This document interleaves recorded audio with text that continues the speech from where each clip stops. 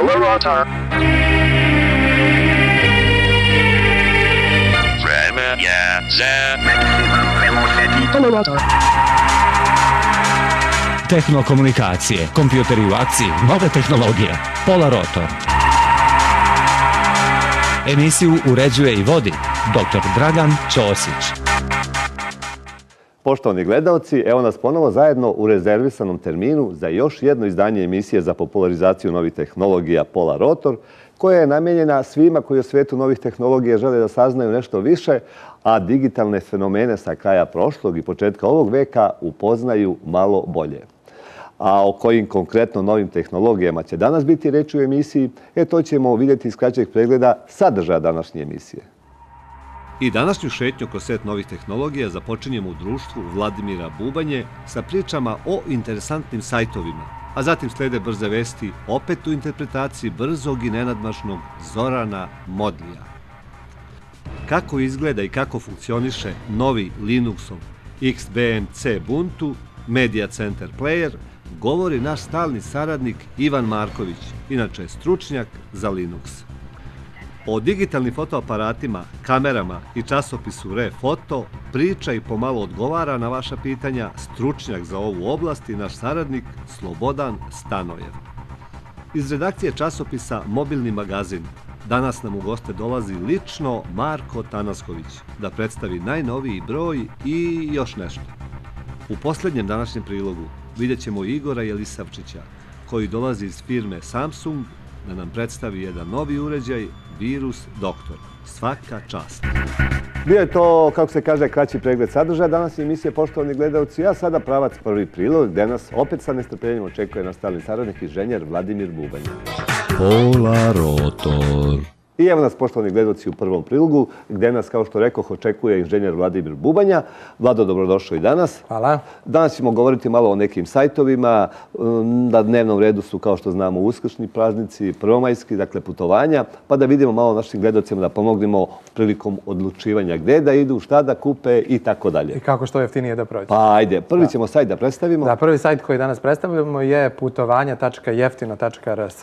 Radi se o poddomenu već čuvanog sajta Jeftino.rs, ali kao što mu i samo ime kaže, radi se o jeftinim putovanjima. Evo, mi upravo i vidimo na sajtu sada kako izgleda, odnosno vidimo na ekranima kako izgleda sajt i vidimo neke opcije, pa da prekomentarišemo. Da, i kao što možemo vidjeti, dakle, na sajtu se nalaze ponude domaćih agencija i u posljednje vreme vrlo su aktualna ona takozvana first minute i last minute putovanja, odnosno first minute i last minute ponude, gde ako kupimo na vreme neke aranžmane, možemo proći mnogo jeftinije, odnosno, naravno, u svakom slučaju nam znači da uštedimo koji dinar. Možemo li navesti neki konkretan primjer, Vlado? Pa ima primjera... Neku, kako se to kaže, destinaciju i cenu. Ono što možda zvuči nemoguće, ali je realno, kao što možete vidjeti na sajtu, već je za, recimo, 10-20 evra moguće otputovati u inostranstvo. Dokle, recimo? U Temišvar, u Budimpeštu. Povratno? Da, ali to su neki kraći izleti od dan, dva. Dakle, svako prema svojim mogućnostima i prema... Prosto čovjek da ne veruje. Imaš li ti uvid, obzirom da si na neki način prisutan i kod kreiranja ovog sajta, imaš li uvid u kojoj meri je to prisutno u ovom našem okruženju? Koliko to naši ljudi koriste? U posljednje vreme jeste vrlo prisutno zato što su se cene toliko snizile da je stvarno lepo je otići za vikend. Za 10 evra do Budimpešta. Do Temišvara, recimo. Temišvar je vrlo lep za 20-30, možda do Beča. Sad to zavisi, to su oni kratki izleti, vikend izleti, ako želite više. Jednodnevni ili dvodnevni? Pa da, znači za svakog po nešto. I ovaj drugi sajt koji ćemo sada pomenuti, to je lowcost.in.rs. To je za one koji bi želeli da putuju avionom, a da opet prođu nešto jeftinije.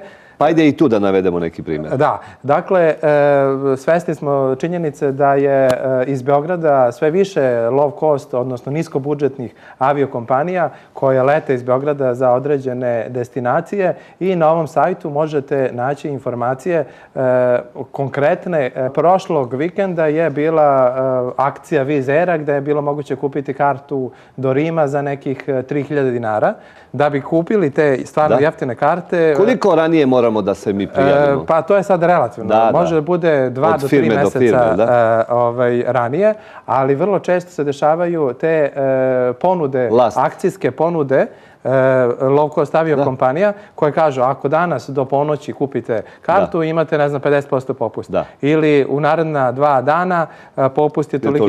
Sad da bi uvek da bi imali informaciju. Ceo dan mora da gledamo u kompjuter. Pa da ne bi došlo do toga, preporuka je da ovde, kao što vidimo dole desno na sajtu lovecostin.rs postoji deo gde možete ukucati svoj e-mail i da se besplatno, znači pretplatite na newsletter. Tu imamo interaktivnu komunikaciju. U svakom trenutku kad se pojavi neka informacija kada je popust bilo koje kompanije, vi to dobijete na e-mail i sada reagujete ukoliko želite ili ukoliko ne želite. U svakom slučaju dobijete u svoj e-mail box poruku. Vlado, imaš li i ovde neku predstavu o tome u kojoj meri naši ljudi koriste ovu vrstu putovanja? Pa ja sam nemam konkretne podatke, ali ja sam lično često koristim ta putovanja, te low cost kompanije i do sada je uvek avioni iz Beograda su uvek bili puni. Jel da? Pa pretpostavljam da je razlog za to niska cena. I kako to već pravila lepog ponašanja u ovakvim prilikama nalažu kad pominjemo sajtove, red je da pomenemo i naš sajt. Pa naravno da pomenemo i polarotor.rs. Kao što vidimo na ekranu, uvek aktualne informacije.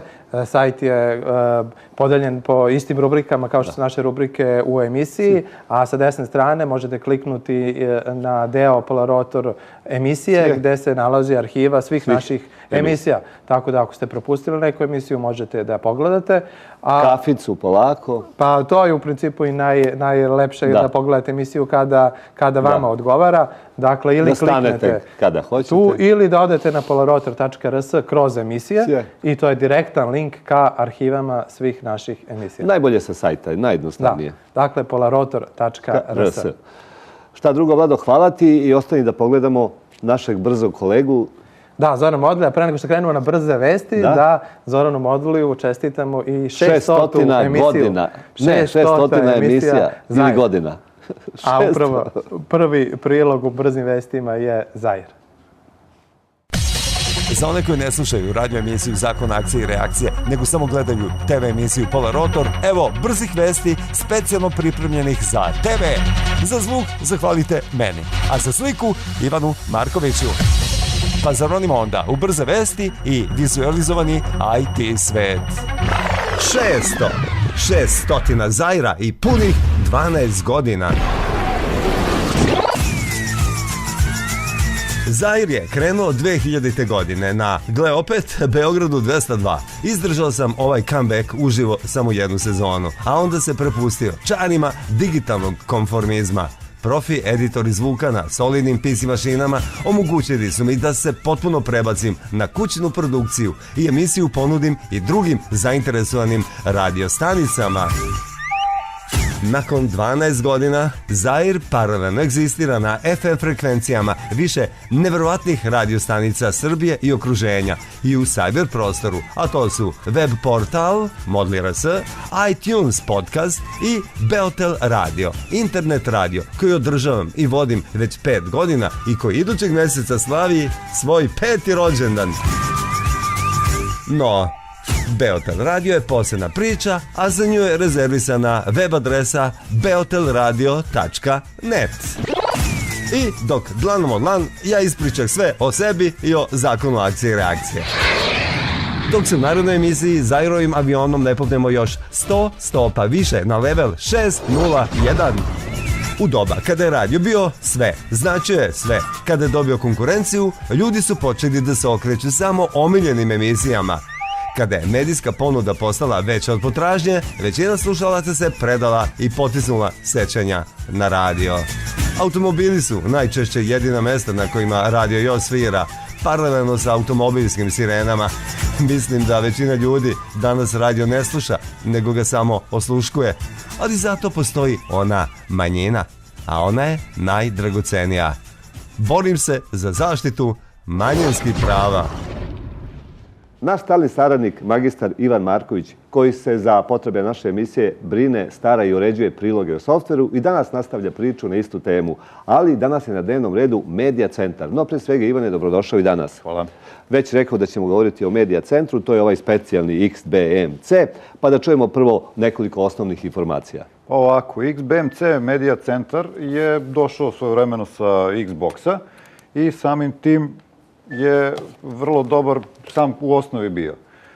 To je open source, znači besplatan je kod, otvorenog koda možete da programirate nešto sami ako baš želite. Pisano je u C-u i može da služi na gotovo svim platformama, može da se instalira, znači i Windows, i Linux, i... Mi upravo vidimo početne... Da, mi možemo da vidimo početno na ekranu, znači kako to izgleda u principu.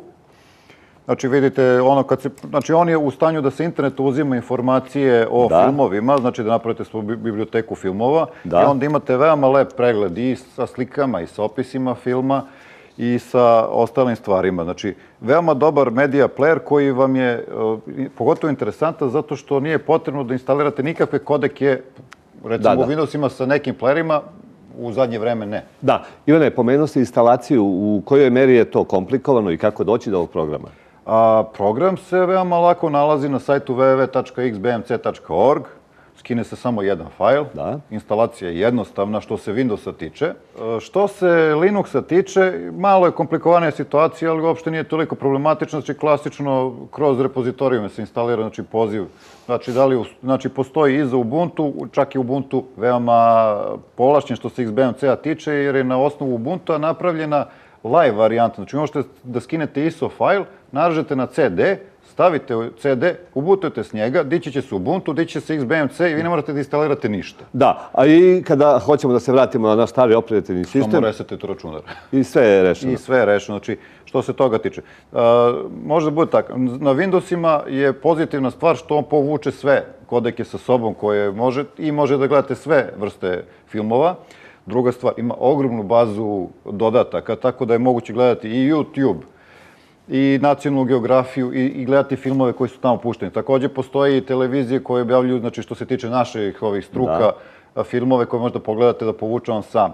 Moguće da se gledaju, recimo ono što sam ja probao, RTS može da se gleda bez problema preko njega da vuče stream, a i ono što je malo problematičnije bilo ranije u prethodnoj verziji XBMC-a, OGG, recimo, B92, sad može i on da se pusti kao stream, da se gleda sa samim XBMC-om. Znači, XBMC vam zaokružuje celu jednu priču da imate medija centar, znači, umjesto kupujete nešto malecko što će vam služiti samo za gledanje filmova. Ili za pojedinačnu neku svrhu, jel da? Znači, vi možete jednostavno staviti to na neki računar i onda imate i računar i jedan odličan medija centar.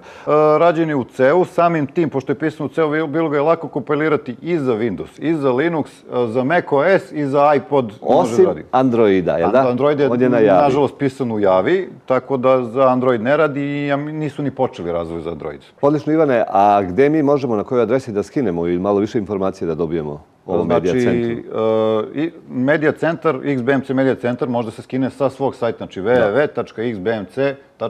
Znači, tu imate sve varijante, i Windows, i Linux, i taj živi XBMC Ubuntu. Ono što mi malo smeta je što muziku ne možete da preskačete. Kad pustite numer, ono ide od početka do kraja ili se preškace cela. Namenjen je da se pusti muzike, da se sluša, u principu nije kao vi nam da mogu da skakućemo okolo. Tako da, ali kažem, kao medija centar, kao nešto što treba da se pusti, da se gleda ili da se sluša muzika je sasvim dobar. Znači, imate podršku za radio, dodataka ima gomila. Ako se nekom ne sviđa ovaj video interfejs, on može normalno da ga promeni. Da. Ivane, ti pričaš na osnovu iskustva, ti si ovo instalirao, probao i cijela priča ova proističe praktično iz nekog utiska o korišćenju. Da, ja sam ga ne koristio, koristim ga kao glavni player, kao glavni, znači kao medija centar na OpenSUSE-u. On je pre neki dan izašao tek na OpenSUSE, za OpenSUSE, za Ubuntu je bio ranije. Kao što znaju gledalci da koristim OpenSUSE, ja sam sad čekao njega i sada smo pričali o njemu.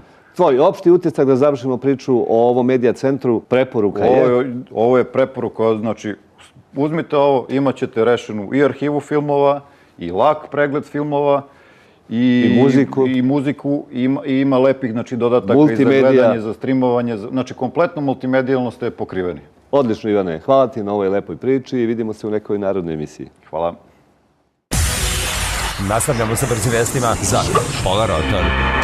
Iako smo pričali o savidljivim ekranima od e-papira, u većini slučajeva sve se svodilo samo na demo primjerke koji nikada nisu uspjeli da prerastu u prave proizvode.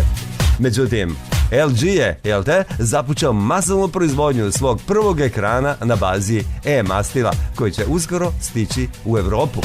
Taj savitljivi ekran imaće dijagonalu od oko 15 cm, dakle 6 inča, i rezoluciju 1024 x 768 piksela.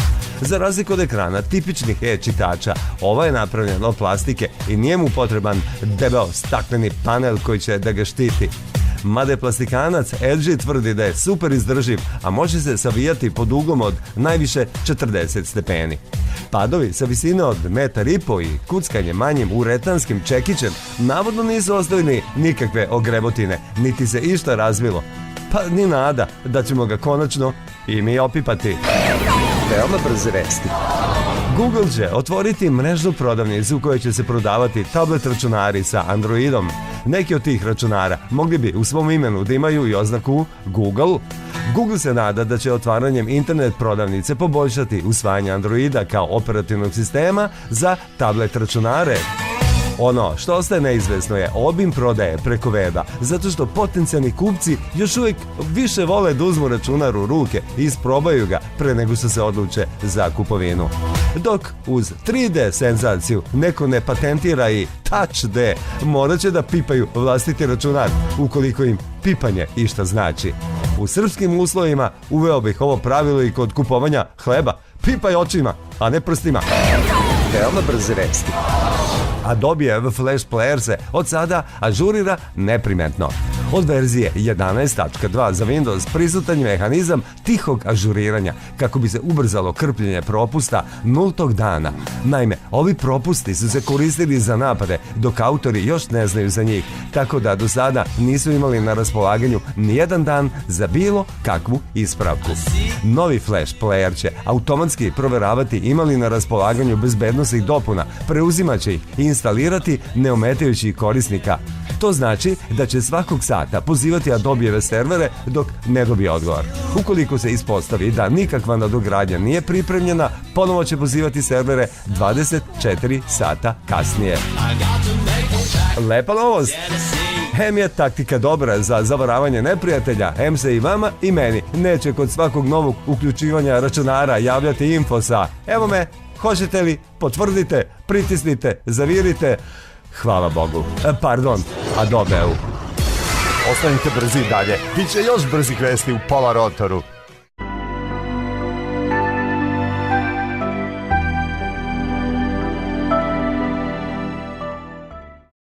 Kopernikus, kabelski internet, vaš internet provajder iz komšiluka. Kopernikus, kabelska televizija. Vaš izbor. Iznenađenje! Wow! ADSL promocija! Mini paket za 990, midi paket za 1000 i maxi paket po ceni od 1445 dinara. Beotelnet, to je internet.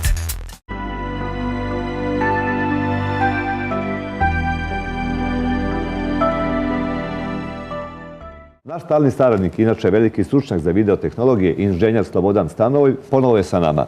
Što znači da će biti reči o digitalnim fotoaparatima. Slobodane, dobrodošao i ovom prilikom. Hvala. Najavi fotoaparate, a na tebi je samo da kažeš koji je u pitanju. Pa danas držim u rukama Olympusov fotoaparat SZ10.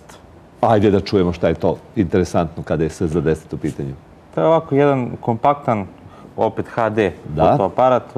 Da samo kažemo šta znači HD kada je aparat u pitanju. Da snima u HD rezoluciji. Da. Ono što izdvaja ovaj fotoaparat, to je 18 puta širokougaoni optički zoom, 28 504 mm, što je jako dobro za ovakve fotoaparate. Ima kompaktno kućište, odličan je za krupne planove, to mu dozvoljava širokougaoni objektiv, ima dvostruku stabilizaciju slike. Dakle, možemo i da drmamo. Naravno, rekao sam vam već, HD video zapis, sa zvukom, HDMI kontrole, ima 14 megapiksela CCD čip. Odlično. Ono što je ovaj fotoaparat izdvaja od drugih, to je da dok mi prebacujemo preko kompjutera slike, on može da puni bateriju. To je ono što je jako bitno za nekoga ko ode na more, pa ne mora baš da juri svaki put. Bobne, a reci nam, ima i kartica za proširenje, je li da, memorijska? Naravno, memorijska kartica je SD, do 16 GB može da se ubaci, sasvim. Bobne, ti si svakako aparat propustio kroz ruke. Apsolutno, nijedan aparat ne dolazi ovdje da ga ja prethodno ne istestiram malo i ne izigram se sa njim. Da čujemo to mišljenje tvoje. Ono što sam primetio za ovaj fotoaparat, to je da ima jako, jako lepe slike u unutrašnjem prostoru. Za, recimo, noćne uslove nije baš tako adekvatan zato što ima manji blic nego što bi, recimo, trebao ovako kvalitetan fotoaparat da ima, ali jako, jako dobar fotoaparat. Mi nećemo da govorimo o cenu, ali tu je... Otprilike negde oko 190-200 eura, pričam u eurima, a naši gledalci mogu to da potraže na sajtu, recimo globalfoto.rs. Odlično, kad pominjemo gledalce, da pomenemo i pitanje koje nam je stiglo. Naime, dve naše uslovno rečeno gledateljke, jel da, kupile su isti fotoaparat, a kažu da imaju različite slike, različite fotografije. U čemu je tu problem i da li uopšte tu ima problema? Pa generalno tu nema problema zato što su fotoaparati koji su oni uzeli. A reći, koji beše fotoaparat u pitanju? To je Sonyjev fotoaparat S2100. Da. To je niža klasa fotoaparata. Recimo i Samsung izbacuje takve fotoaparati i mnogo drugih proizvođača. To su fotoaparati koji se koriste za bukvalno memorisanje nekih događaja. Znači, to nisu fotoaparati koji mogu da se koriste u neke svrhe da dobiju neki zavidan kvalitet. I za kraj razgovora, Slobodane, da kažemo da je izašao novi 90. broj časopisa ReFoto i red je da ga malo predstavimo. Red je da se zahvalimo kući ReFoto na tom časopisu. I glavnom i odgovornom uredniku gospodinu Živkoviću. Upravo tako. I kada već pominjemo časopis ReFoto, da kažemo i nekoliko osnovnih reči za ovaj 90. broj mart 2012. Dakle, tu su stalne rubrike, rubrika tehnike, rubrika fotoškola, praksa na delu, digitalna fotoškola, razni programi, LED rasveta, Fuji film, fotoalbum, konkursi, fotokonkursi, fotoklinika i tu su i prilozi pisma čitalaca i sve ono što jednostavno je u vezi sa fotografijom možemo naći u ovom 90. broju časopisa ReFoto. Pa evo, Slobodane, predstavili smo i uređaj i časopis. Tebi hvala na učešću u današnjoj emisiji. Hvala i vama što ste me pozvali. Nastavljamo sa brzim vestima za Polarotor. Sada je konačno stigla i zvanična istina. Nakon skoro 15 godina neprekidnog izlaženja i objavljenih 160 brojeva, izdavač Mikra je bio primoran da obustavi izlaženje časopisa, tako da je februarski broj ovog omiljenog kompjuterskog magazina ujedno bio i posljednji koji je redakcija objavila. Veliki troškovi poslovanja, kao što su štampa časopisa, izrada DVD diska i tako dalje, iznad svega aktualna ekonomska kriza, glavni su razlog po redakciji za pad tiraža i prihoda ne samo časopisa Mikro. U tako lošim i neizvesnim poslovnim uslovima jedina mogućnost koja je preostala bila je gašenje časopisa. I šta posle svega ostaje? Ostaju za sada mikrovesti na sajtu Mikro.rs, a da li će i časopis nastaviti da izlazi kao e-izdanje, pokazat će neizvesna budućnost. Držim palčeve. Ovo su bile brze vesti. Veoma brze vesti. Opširnije o svemu na Beograd radiju i na FM-u u emisiji Zakon akcije i reakcije, tako je. U sljedećem prilogu, poštovani gledalci, a koji nosi naslov novinski kiosk emisije Polarotor, imat ćemo prilike da se upoznamo sa novim brojem časopisa Mobilni magazin i jednim novim tablet računarom. No, pre svega da upoznamo našeg gosta, gospodine Marko Tanasković, dobrodošli. Vi ste direktor časopisa Mobilni magazin. Da. Dočeka ste i to, jel da? Jeste. Pa evo da predstavimo našim gledalcima prvo časopis, a onda ćemo i onaj tablet o kome smo rekli.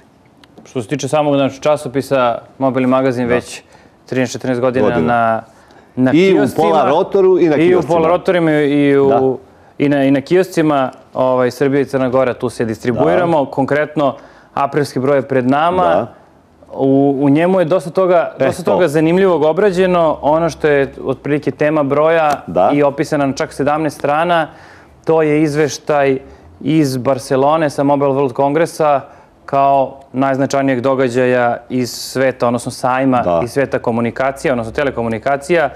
Mi smo upisali sve najznačajnije premijere sa sajma i ono što je zanimljivo, izdvojili smo i 10 najboljih po nama uređaja koji treba da stignu. Da kažemo našim gledalcima da vi ne pišete, ne govorite samo o mobilnim telefonima, već o drugim gadgetima koji su mobilni i tako dalje u svakodnevnoj upotrebi. Ono na čemu mi baziramo naš sadržaj, a to je ta takozvana potrošačka elektronika. Pa tačno. Znači, osim mobilnih uređaja, tu je dosta različitih gadžeta iz tog segmenta.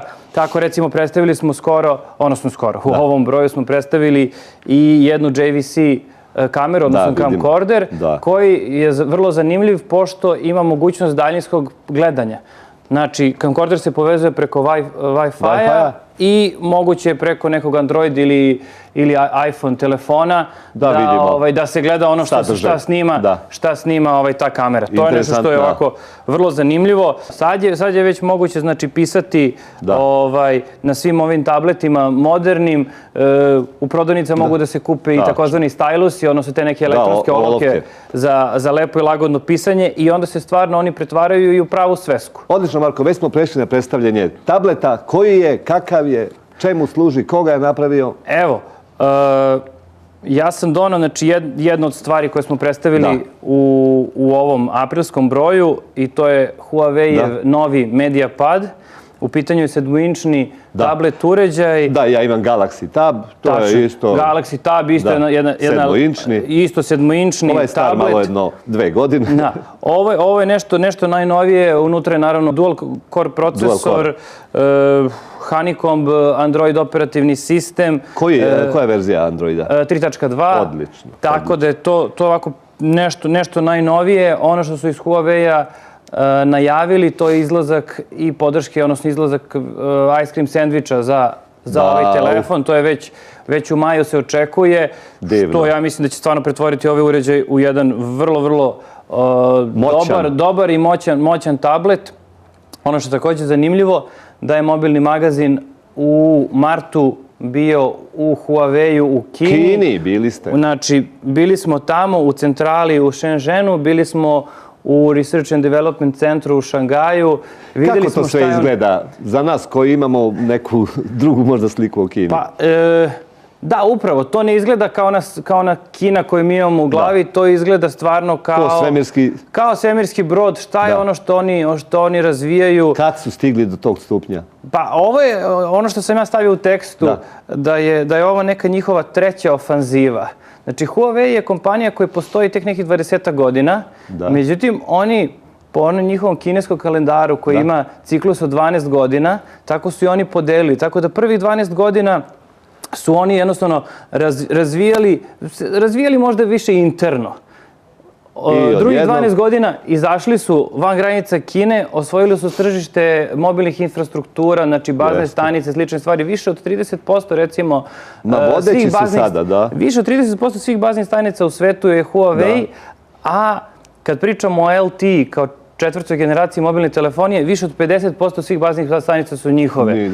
Tako da je to nešto što su oni uradili u tom drugom njihovom ciklusu od 12 godina i evo sad kreće treći ciklus. Da li će tu raditi tek? Treći ciklus je namenjen napadu na proizvođače uređaja. Znači ovo je jedan... Popularna elektronika, gadžeti. Tačno, znači tableti, telefoni. U Barceloni su recimo predstavili svoj sopstveni četvorojezgarni procesor za mobilne telefone i to je nešto što ovih nedelja treba da stigne i do nas. Tako da se nadam da ćemo imati i tu ekskluzivu i predstaviti taj novi njihov telefon sa četvorojezgarnim procesorom. Pa i ovo je neka ekskluziva. I ovo je nešto prilično novo, s tim što je naravno već on stigao i u domaće prodavnice i kod operatora.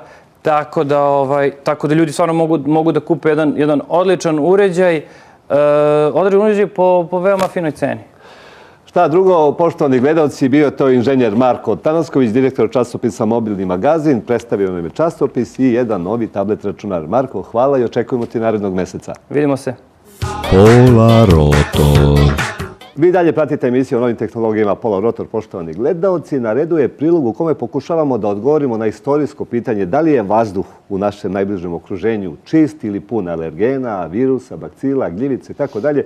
Tim povodom mi smo u studiju TV Kopernikus pozvali gospodina inženjera Igora Jelisavčića koji će pokušati da nam odgovori i da nas ubedi u ono što će reći. U svakom slučaju, dobrodošli po prvi put, Igore, u Polarotor. Poštovani profesori, hvala što ste me pozvali i što ste pozvali Samsung kompaniju u vašu emisiju.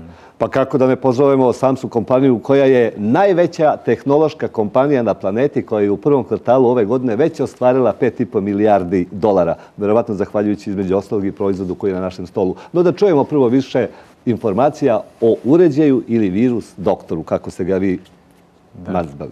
Ovo ispred nas što se nalazi jeste ionizator, odnosno S-plazma ionizator koji je predstavljen od strane Samsunga prvi put u Evropi, baš u Srbiji. Njegova osnovna karakteristika jeste da radi kao ionizator, ali pored toga on se razlikuje od ostalih u ponudi po tome što... Time odgovaramo na pitanje kako funkcioniše ovaj uređaj. Razlikuje se po čemu? Razlikuje se po tome što on emituje isključivo negativne ione. Da. Vodonike, kiseonike, verovatno. Jeste, da. To je znači jedinjenje OHH koje je privučeno i privlači alergene i ostale negativne supstance, ajde kažem, iz vazduha i na taj način se događa jedna hemijska reakcija i uništavaju se bakterije i virusi i pretvaraju se u vodenu paru, odnosno u vodu. A kome je ovaj praktično uređaj namenjen? Nekoj specifičnoj grupi ljudi ili svima? Ovaj uređaj je namenjen svima. Svima? Svima, da. Međutim, onako, ajde da kažemo... Gde se postavlja, kako funkcioniše? On je isključivo namenjen za kućnu upotrebu, a inače, ko je ajde kažem, ugroženiji, to su ljudi, na primjer, koji su bolesnici, starije osobe i najviše preporučujemo to deci. Da. A da li može u automobilu, recimo? Pa postoji. Samsung je razvio već tehnologiju koja je implementirana u vozila i to će jednog dana doći, nadam se, i kod nas, kao što je sad evo i virus doktor stigao ekskluzivno u Srbiju. On je, pored toga što je namenjen i za kuću upotrebu, može se upotrebljaju i na javnim mestima, kao što su, na primjer, aerodromi, bolnice, porodilišta. Odlično, Igore. Možemo li još malo da se vratimo na neke tehničke karakteristike za one znatiželjnije ljude, obzirom da emisija se bavi novim tehnologijama? Dakle, da nije to klasičan filter, već smo rekli... Da, to je uređaj koji može da uništava sve biološke zagađivače u vazduhu i on faktički njih eliminiše 99%. To smo dobili potvrdu od svih renomiranih svetskih laboratorija. A ujedno on omogućava i čišćenje vazduha. Šta znači čišćenje vazduha? Znači, svi alergeni koji postoje, znači prašina i tako dalje, sve on eliminiše po istom principu. Pored toga, on, pošto isključivo, rekli smo, negativne ione emituje, on faktički stvara neku i čak i atmosferu u samom prostoru koji je onako prijatan za... Prvenstveno smo rekli da je namenjen za kućnu upotrebu. To je ono što mi preporučujemo i on negde po svojim tehničkim karakteristikama troši negde oko 4 vata. Ima LED rasvetu i potpuno je bezopasan za ljudsku upotrebu. Gde možemo naći malo više informacija za one opet? Više informacija možete naći na našem sajtu. To je www.samsung.com, odnosno .rs, gde imate po kompletnu informacije u vezi sa ovim uređajem. Pa evo, Igore, šta drugo, osim vama veliko hvala na učešću u današnjoj emisiji, kompaniji Samsung još više uspeha, a vašem uređaju želimo da se što pre useli u što više domova, odnosno radnih stolova. Hvala puno, vidimo se uskoro. Nadam se. I bilo je to sve, poštovani gledalci, što smo vam pripremili za današnje druženje sa emisijom Pola Rotor. Trudili smo se i ovom prilikom da budemo i ažurni i aktuelni sa informacijama o novim tehnologijama, a u kojoj meri smo svemu tome i uspjeli, to vi najbolje znate. Nama i ovom prilikom preostaje da sačekamo vaše konkretne komentare u vezi današnje emisije, kao i neke komentare i eventualne predloge za neka eventualno buduća izdanja emisije Pola Rotor. A vi, poštovani gledalci, kao i malih i malo većih ekrana, ako želite da zajedno pred velikim auditorijom promovišemo nekakav vaš hardverski ili softverski proizvod ili pak nekakvu vašu ideju, a koja je u duhu sa našom emisijom, za tu svrhu, odnosno kontakt sa nama, možete koristiti našu, nadam se već poznatu elektronsku adresu polarotor@beotel.rs, kao i brojeve telefona koji se upravo nalaze na ekranu. U svakom slučaju, hvala vam na poklonjenoj pažnji i ostanite i dalje uz TV Kopernikus.